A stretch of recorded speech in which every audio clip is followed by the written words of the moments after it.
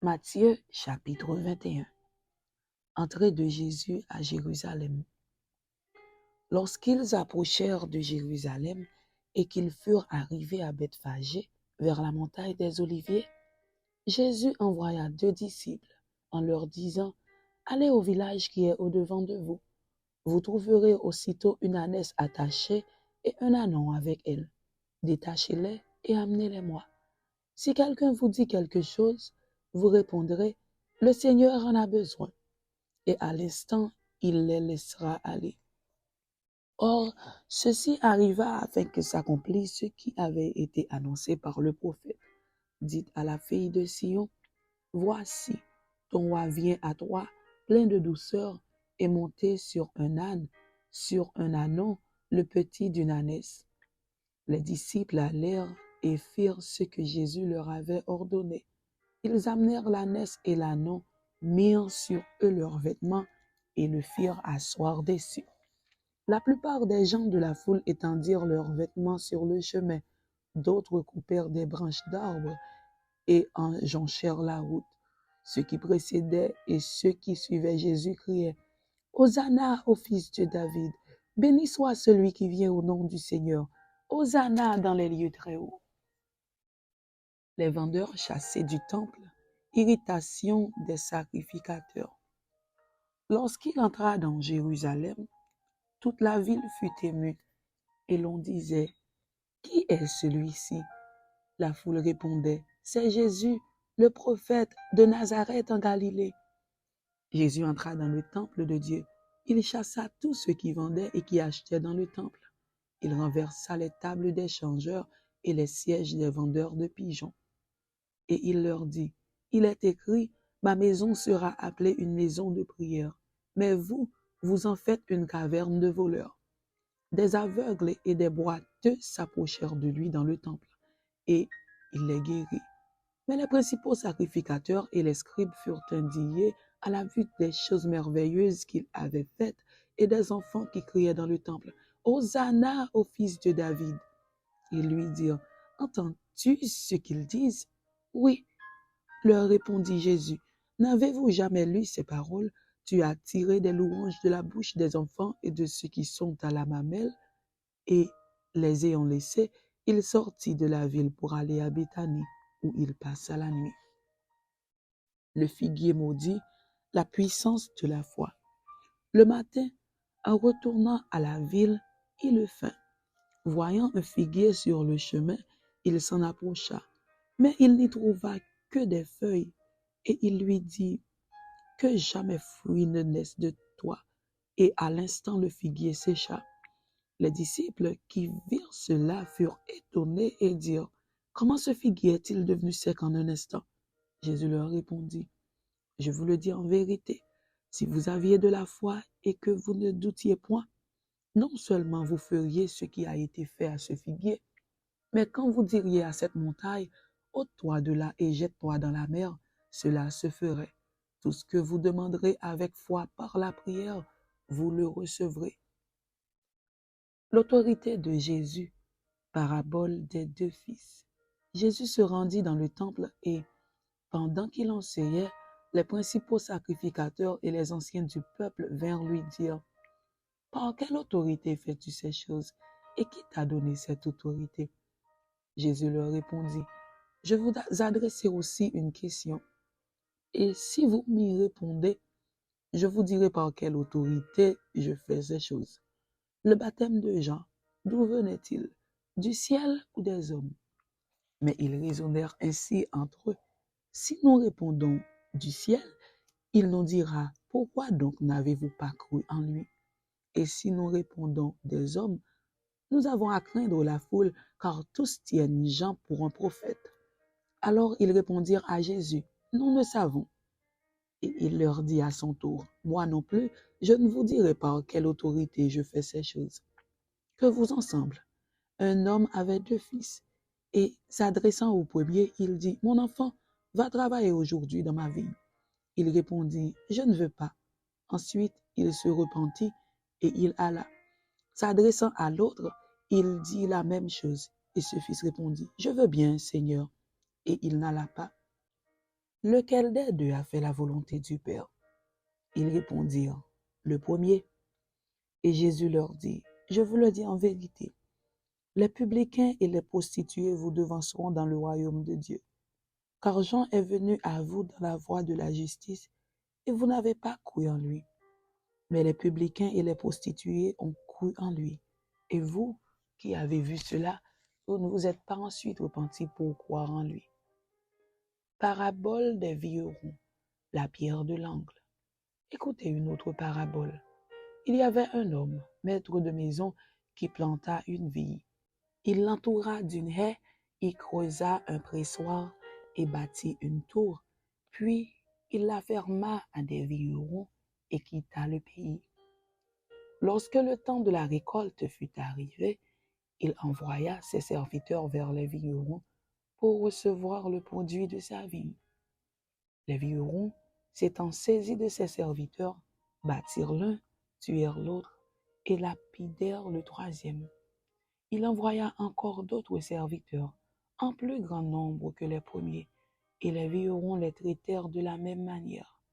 Enfin, il envoya vers eux son fils en disant, « Ils auront du respect pour mon fils. » Mais quand les vignerons virent le fils, ils dirent entre eux, « Voici l'héritier, venez, tuons-le, et emparons-nous de son héritage. » Et ils se saisirent de lui, le jetèrent hors de la vigne et le tuèrent.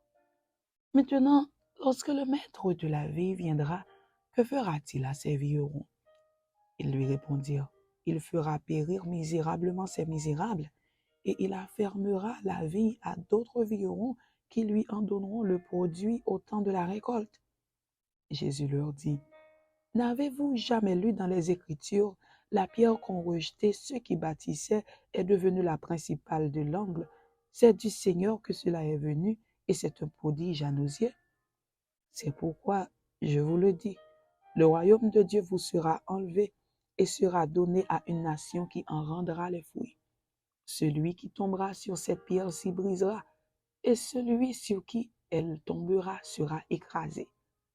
Après avoir entendu ces paraboles, les principaux sacrificateurs et les pharisiens comprirent que c'était d'eux que Jésus parlait, et ils cherchaient à se saisir de lui, mais ils craignaient la foule, parce qu'elle le tenait pour un prophète.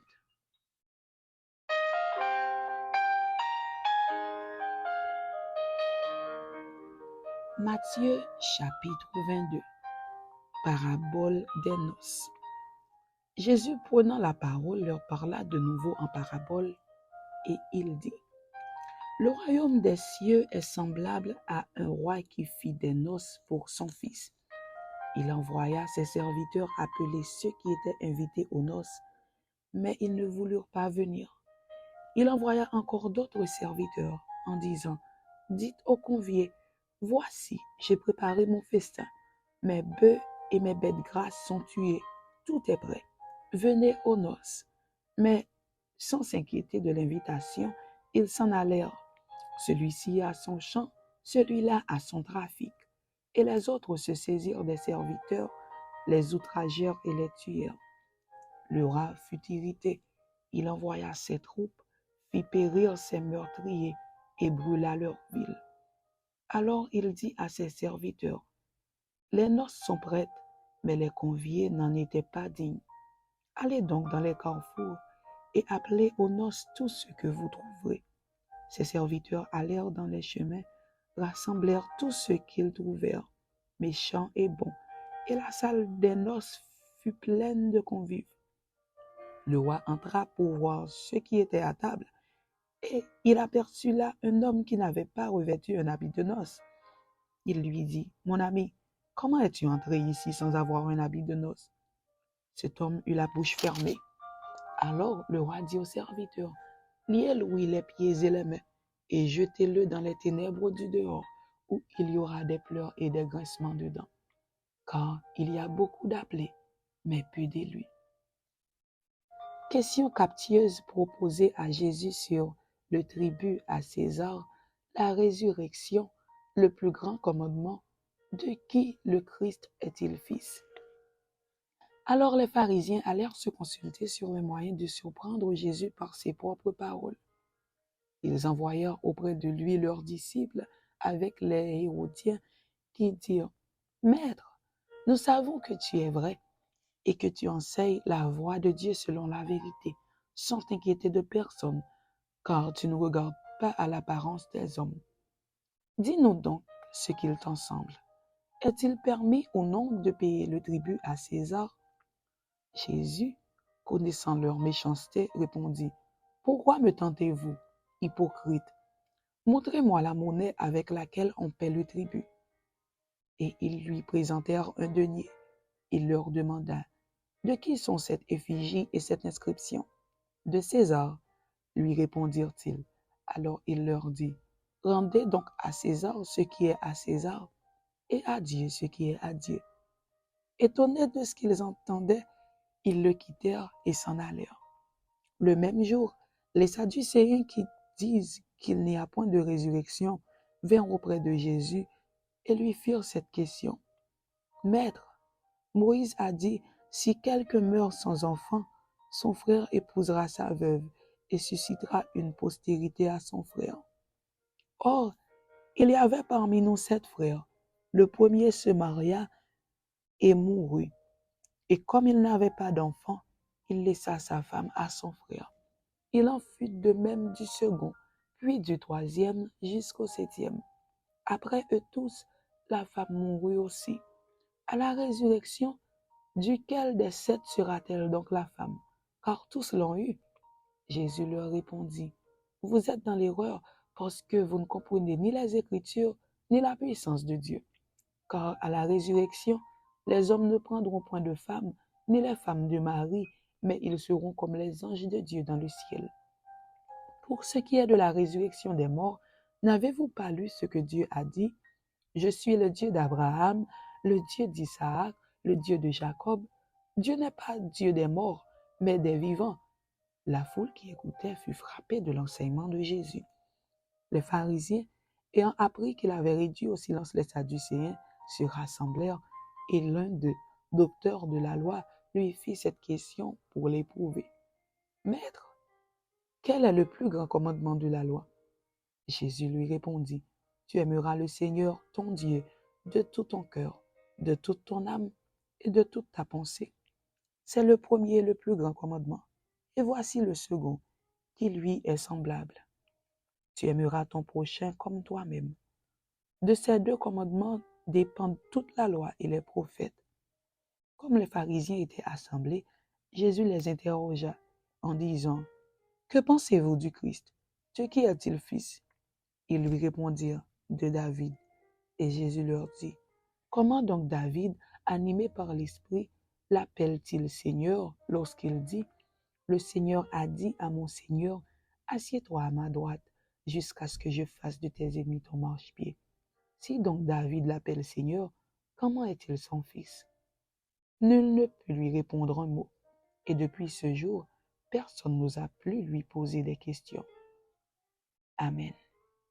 C'était Matthieu chapitre 21 et Matthieu chapitre 22. Que Dieu vous bénisse. Amen.